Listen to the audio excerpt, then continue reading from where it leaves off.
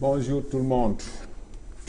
Aujourd'hui, on va voir la définition d'un ordinateur. Qu'est-ce qu'un ordinateur? Un ordinateur est un appareil électronique qui manipule des informations. Il a la capacité de récupérer, de stocker, récupérer et traiter des données. Vous pouvez utiliser un ordinateur pour saisir des documents, envoyer des courriels, naviguer sur le web, jouer des jeux, écouter de la musique, etc. Pour les débutants, l'ordinateur peut être tout à fait un mystère.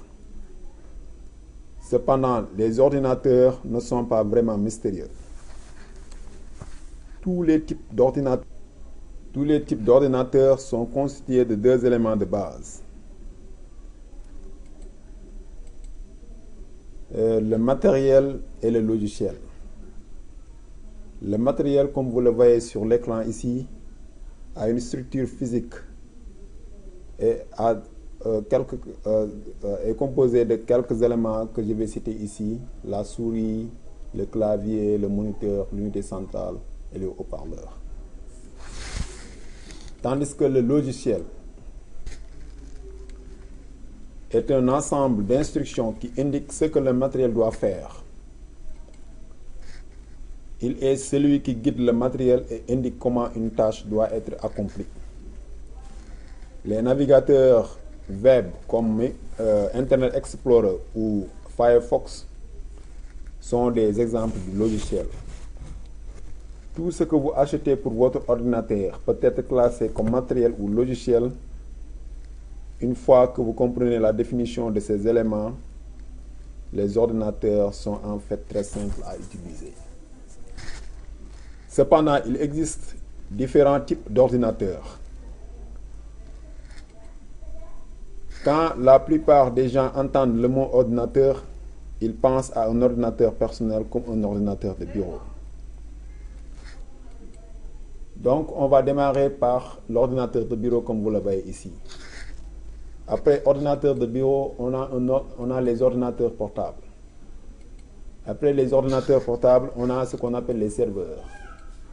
Après les serveurs, on a ce qu'on appelle les ordinateurs tablettes.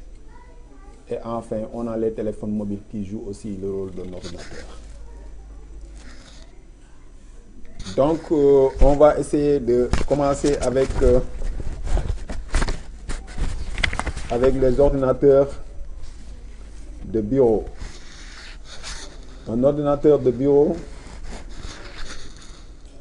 beaucoup de gens utilisent les ordinateurs de bureau au travail, à la maison, à l'école, etc. Les ordinateurs de bureau peuvent être soit petits, moyens ou grands dans leur style. Une fois que vous avez une unité centrale, un moniteur, une souris et un clavier, vous avez ce qui est généralement connu comme un ordinateur de bureau. La plupart des ordinateurs de bureau sont faciles à mettre en place. Maintenant, on va essayer de regarder les ordinateurs portables. Les ordinateurs portables sont à pile alimentée ou sont en courant alternatif. Les ordinateurs portables sont plus petits que les ordinateurs de bureau.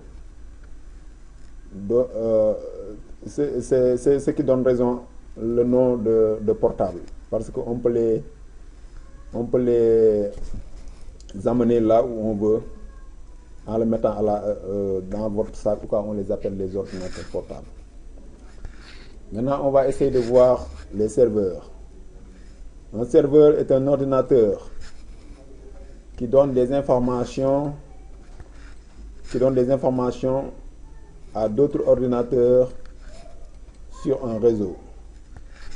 Beaucoup d'entreprises ont des serveurs que les employés peuvent utiliser pour stocker ou partager des fichiers.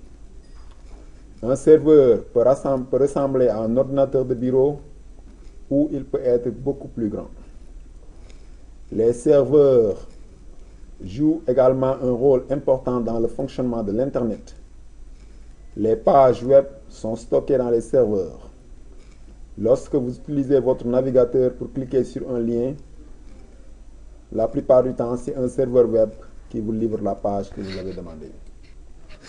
Maintenant, on va regarder l'ordinateur tablette. L'ordinateur tablette.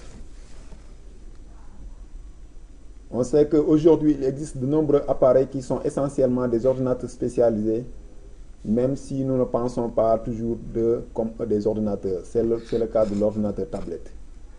L'ordinateur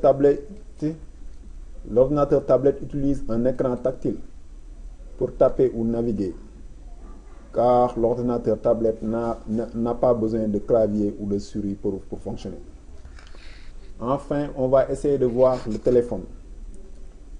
De nombreux téléphones mobiles maintenant peuvent faire les mêmes tâches que celles d'un ordinateur. D'où la raison pour laquelle ces téléphones portables sont aussi des ordinateurs. La plupart du temps, ces téléphones portables, on les appelle des smartphones. Grosso modo, c'était l'objectif de cette vidéo, pour vous donner une définition simple à propos des ordinateurs. La suite des vidéos, on va essayer de voir comment fonctionne un ordinateur. On va essayer d'aller plus profond pour essayer de voir le fonctionnement d'un ordinateur. Donc, grosso modo, je vous remercie d'avoir regardé cette vidéo et je vous donne rendez-vous à la prochaine. Merci beaucoup.